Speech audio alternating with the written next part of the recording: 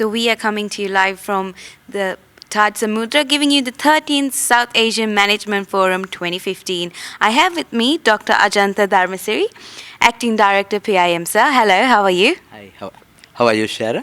I'm very well, thank you. Did you enjoy today's session? Yes, of course. I enjoyed a lot. It was very informative and definitely a lot to take about. And the topic in discussion today, of course, is sustainability. So what does sustainability mean to you in, say, a corporate point of view? Okay. I think I learned a lot during the day about sustainability because it was defined in a rather narrow sense in the past, but now it has got the a wider attention, I would say. It's about a holistic approach to business where you look at profits, people, and planet.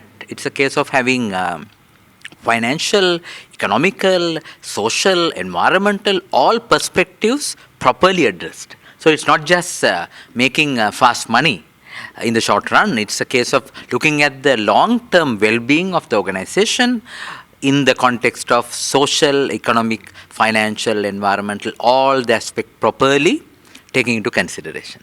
So I see that as a well-balanced, well-harmonious way of moving ahead in achieving lasting results. Absolutely.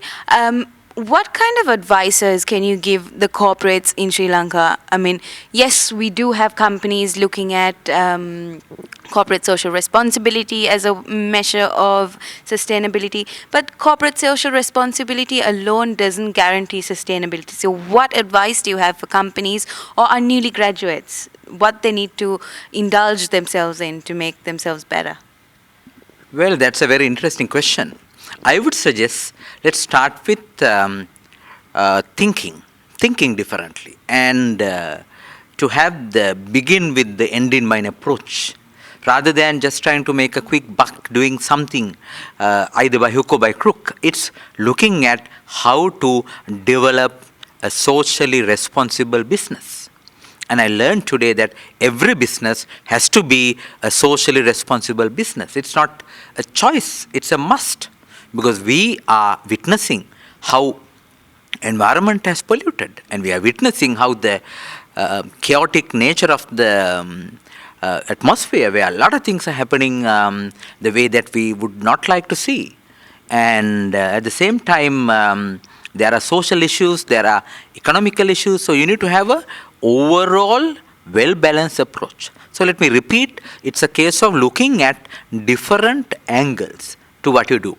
It's not just narrowly focusing on one thing and trying to get something in the short run. It's looking at, in the long run, how can I build a business in a strong, solid foundation. That's very well said, sir. Another thing that I'd like to ask you is, if you really notice, most of our companies are pretty much at cutthroat.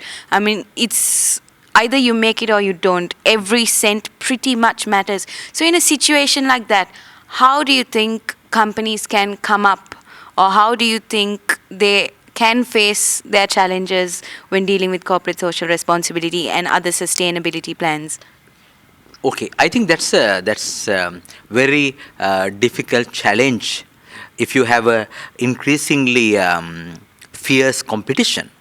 True enough that you might not be the winner in the short run, but in the long run, you will get the attention of the customers. For example, you can pollute environment in producing something, and you can offer that product at a cheaper price. But when there's a growing environmental consciousness, the consumers are aware that your factory is polluting the environment. So they would refuse to buy your product. So you might produce it in a more environmentally friendly manner, and of course the cost will go up, but you can cover that by additional sales that you get, because people would trust a product which has higher authentic guarantee that it was produced in an ethical manner. I think the examples are the ethical tea that we are trying to market, and the apparel sector, garment without guilt, where we showcase the proper labor practices that we have in the apparel factories. We are not having sweatshops. We are not exploiting our labor. We treat our women with dignity. So like that, sustainability can be built in so that you move above competition. So you go beyond competition. Technically, you move from a red ocean to a blue ocean. That is very well said. And definitely, if you are to be successful in the long run, you need to have a sustainability plan. You need to invest in corporate social responsibility.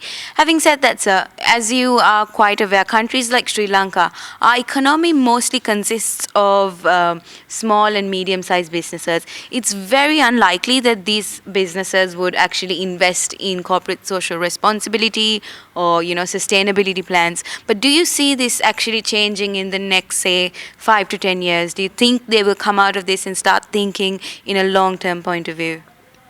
I tend to think yes, and I'm optimistic. The reason is that with the economic development, you need to have higher standards in all fronts. So there will be better regulatory frameworks, better auditing, better reviewing, and that applies to giving approvals to any new business. So I earnestly hope that Central Environmental Authority or any other governing bodies will be stricter in time to come, so that their clearance will be much more stringent to get for someone to start a new business. So that raising the bar would ensure that anyone is aware of the consequences if they have a shortcut and do something wrong, unethically, to gain a short-term benefit. They will get caught red-handed. So I think we need to raise the standards high. We need to ensure the surveillance happening properly, and then those controlling measures in place, people will be naturally adhered to doing the right thing. Yeah, so that kind of boils down to the whole fact that there are no shortcuts in life. Thank you very much, Mr. Dharmasiri. It was an honor to have you. I hope you have a safe journey and have a very good evening. Thank you.